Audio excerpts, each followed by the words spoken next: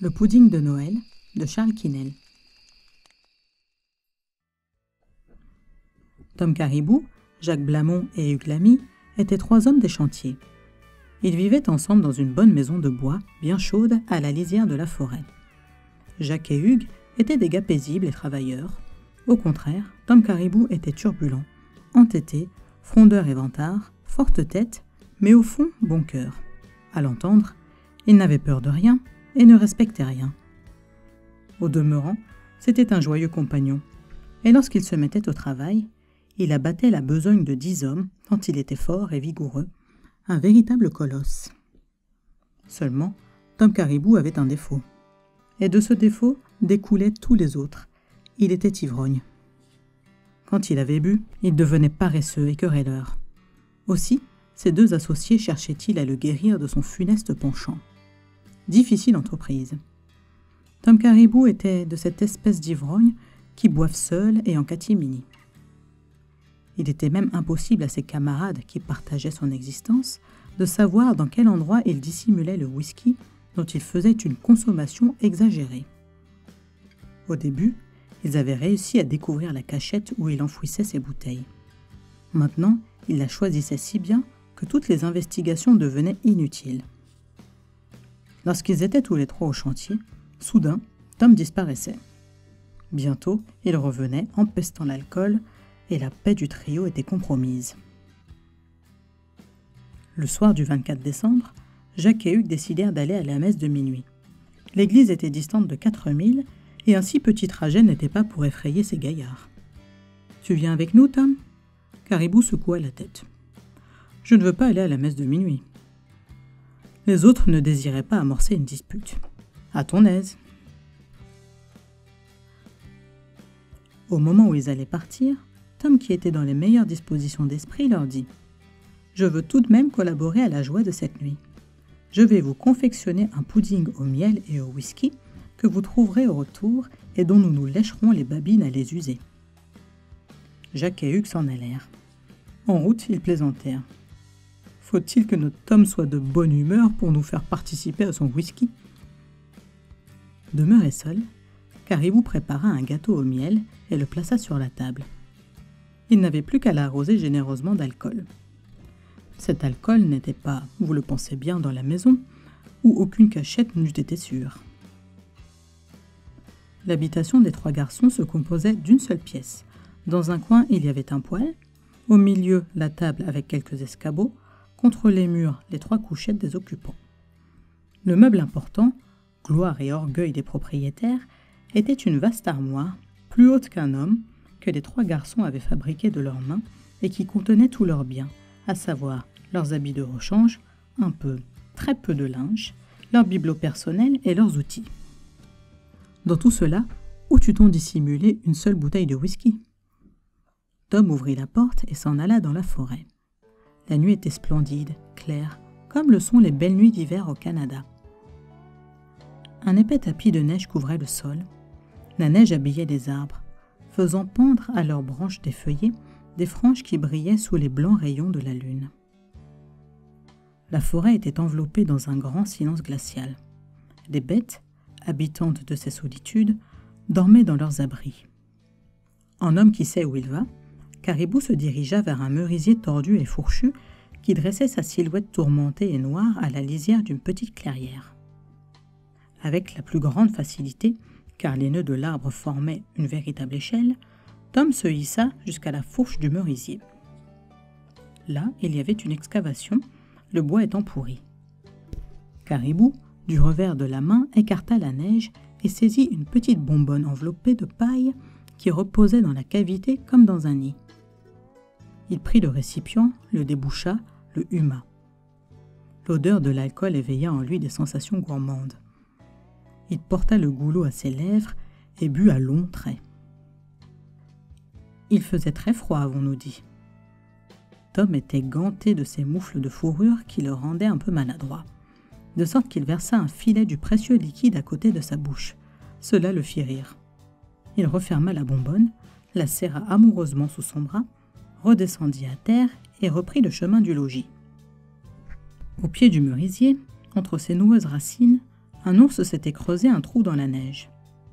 Il dormait, ce brave Plantigrade, et il comptait bien prolonger son somme durant tout le reste de l'hiver. Telle est la coutume des ours. Bien avant les hommes, ils ont appliqué l'axiome que « qui dort, dîne ». Et comme en hiver, ils ont de la peine à se procurer leur dîner, par suite de la retraite de leur gibier ordinaire, ils dorment paisiblement sous la neige. Notre ours, donc, tandis qu'il rêvait béatement aux choses auxquelles rêvent les ours, sentit tout à coup une brûlure à l'œil gauche. Il souleva sa paupière, la brûlure devint plus intense. En même temps, un filet de liquide descendait le long de sa joue et atteignait sa bouche. Il tira la langue, goûta ce liquide. Jamais il n'avait tâté d'une boisson pareille. Et ce n'était pas de la neige fondue, dont il connaissait surabondamment le manque de saveur, c'était piquant, amer, fort.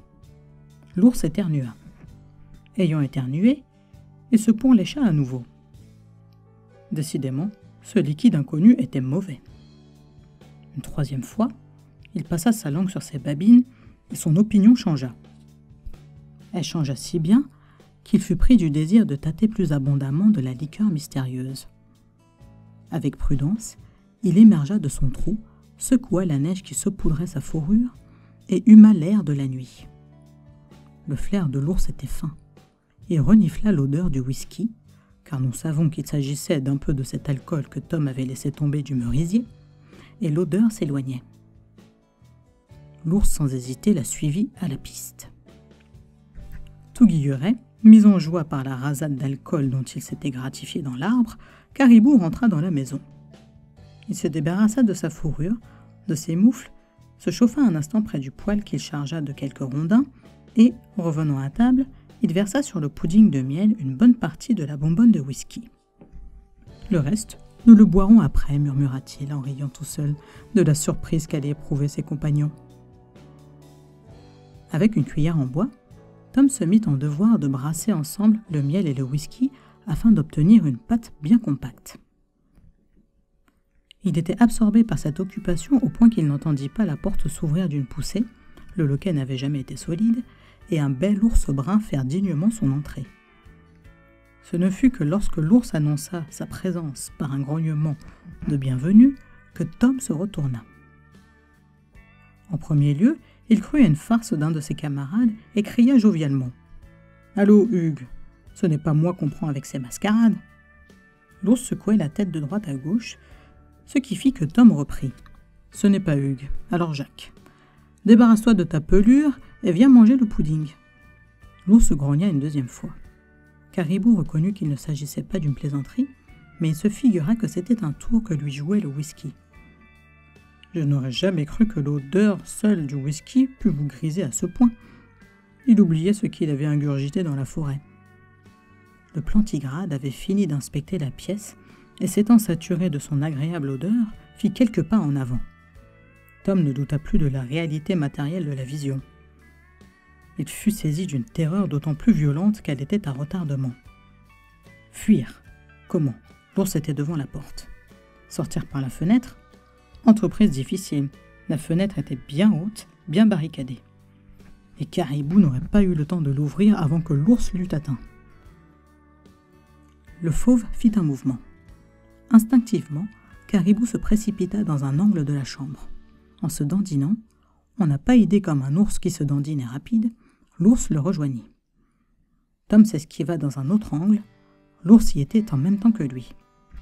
On aurait pu croire que l'homme et la bête jouaient ensemble aux quatre coins. Tom espérait qu'en passant près de la porte, au cours de cette poursuite autour de la chambre, il pourrait sortir. L'animal avait certainement prévu cette tactique, car il manœuvrait toujours de façon à empêcher Tom d'approcher de la sortie. Une idée traversa l'esprit de Caribou. Il s'en voulut de n'y pas avoir pensé plus tôt.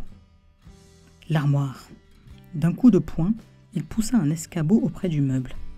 Il sauta sur cet escabeau, le fit basculer du pied, tandis que, par un rétablissement hardi, il se pencha sur l'armoire. Le Plantigrade partit désappointé. Il chercha par où il pouvait suivre l'homme, il gratta un peu de ses fortes griffes sur la porte de l'armoire, mais n'insista pas. Il venait de sentir l'odeur du whisky.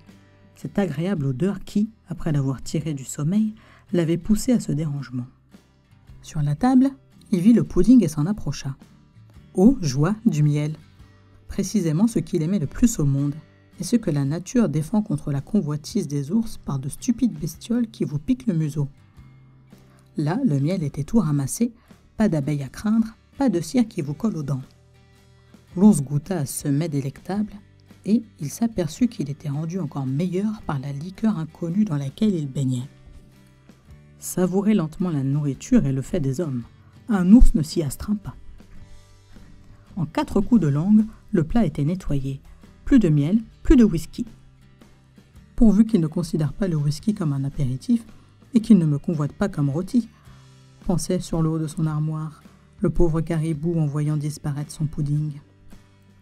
L'ours n'avait point de ces appétits carnivores. Le whisky faisait courir un chaud bien-être à travers ses membres. Il avait l'estomac lourd, et cette lourdeur ne tarda pas à lui monter à la tête.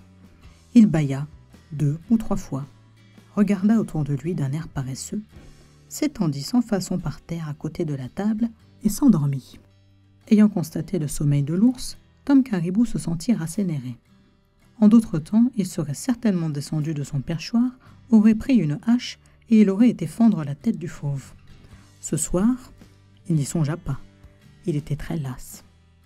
Sa frayeur passée, il éprouvait une incroyable pesanteur dans le cerveau. Le whisky le paralysait. Il n'y résista pas. Et bientôt, à son tour, il s'endormit. Tard dans la nuit, Jacques et Hugues rentrèrent de la messe. « Tiens, la porte n'est pas fermée, remarqua Hugues. Tom sera sorti pour chercher de la neige à faire fondre, suggéra Jacques. À moins qu'il nous prépare une farce. Entrons avec précaution et méfions-nous. Les 2 amis s'avancèrent dans la pièce. Un singulier concert les accueillit. « Que signifie cela » s'étonna Hugues.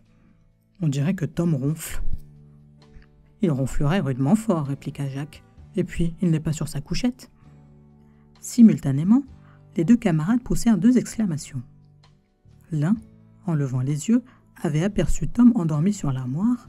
L'autre, en les baissant, avait vu l'ours cuvant béatement son whisky. Ce qu'il advint de l'ours, vous le devinez.